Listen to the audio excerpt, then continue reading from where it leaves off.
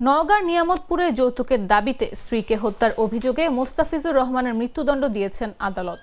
মঙ্গলবার দুপুরে নওগাঁ নারী ও শিশু নির্যাতন দমন ট্রাইব্যুনাল 1-এর বিচারক মোহাম্মদ আশামস জগলুল হোসাইন এ রায় দেন। একই সঙ্গে অভিযুক্তের 20,000 টাকা জরিমানা করা হয়েছে। রায় ঘোষণার সময় আসামি উপস্থিত ছিলেন। মামলায় রাষ্ট্রপক্ষের আইনজীবী ছিলেন public prosecutor advocate Iqbal Jamil Chowdhury lucky এবং আসামি পক্ষে ছিলেন অমরেন্দ্রনাথ।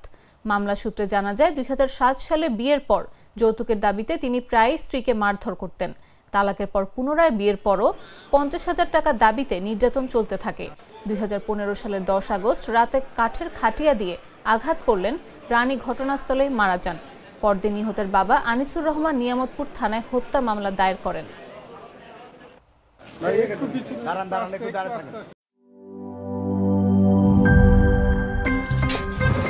আমার একটা স্মার্ট সিদ্ধান্তে 25% গ্যাসের খরচ কমেছে। ভাবছেন কিভাবে?